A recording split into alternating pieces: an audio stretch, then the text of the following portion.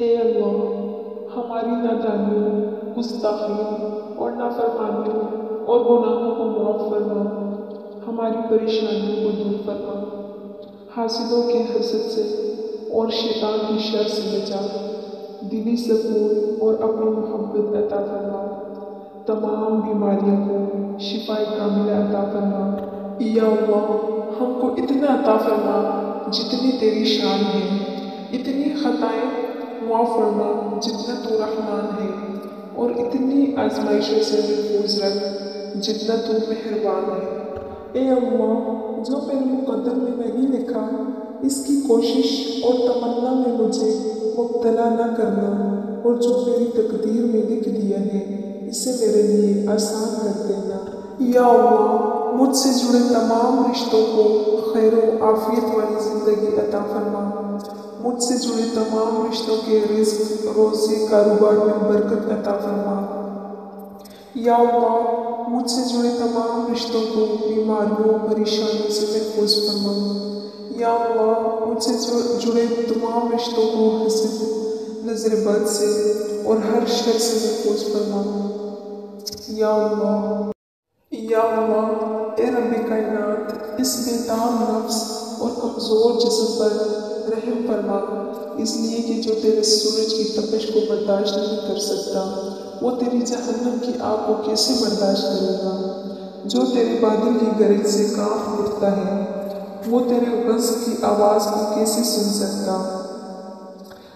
جسے تیری رحمت اور پیار کی عادت ہے، وہ تیری ناراضگی کا سامنا کیسے کرے گا؟ یا الہی، ہمارے حال پر رحم فرما اور کرم فرما، اور ہم سب کو معاف فرما، اور ہم سب سے راضی ہو جا۔ یا اللہ، مجھے معاف کر دے، میں دن رات ڈوبا ہوا ہوں تیری نافرمانیوں میں، پھر بھی برس رہی ہیں تیری نعمتیں مجھ پر بارش کی طرح۔ الہی، ایسا عشق عطا کر دے اپنی ذات کے ساتھ، ایک نشہ سا چاہیے تیرے نام کے ساتھ، دل تڑپے سنے جب بھی تیرا نام کہیں، آنکھ بھی اشک بہائے تیرے نام کے ساتھ، روح بھی وجد میں آ جائے تیرے نام کے ساتھ۔ الہی، ایسا عشق عطا کر دے اپنی ذات کے ساتھ۔ اے میرے پروردگار، اپنے پیارے محبوب حضرت محمد صلی اللہ علیہ وآلہ وسلم کے صدقے پوری امت میں جتنے لوگ وفات پا چکے ہیں ان کی مغفرت فرما، انہیں قبر کے عذاب سے بچا، جو بیمار ہیں یا پریشان ہیں تو ان کو اپنے کرم سے معاف فرما، اور ان کی بیماریوں اور پریشانیوں کو دور فرما۔ اے اللہ، ہمارے تمام صغیرہ و کبیرہ گناہوں کو معاف کر۔ اے اللہ، ہمارے والدین اور تمام مسلمان مردوں اور عورتوں کی بخشش و مغفرت کر دینا، ہمارے آخرت کے سفر کو آسان بنانا، ہمارے قبر کو کشادہ، روشن اور ٹھنڈا کر دینا، اور اس کی وحشت کو دور کر دینا، ہماری قبر کو جنت کے باغوں میں سے ایک باغ بنا دینا۔ یا اللہ، یا اللہ پاک، مجھے معاف کر دے، اگرچہ میں معافی کے قابل بھی نہ ہوں، یا اللہ پھر بھی مجھے معاف کر دے۔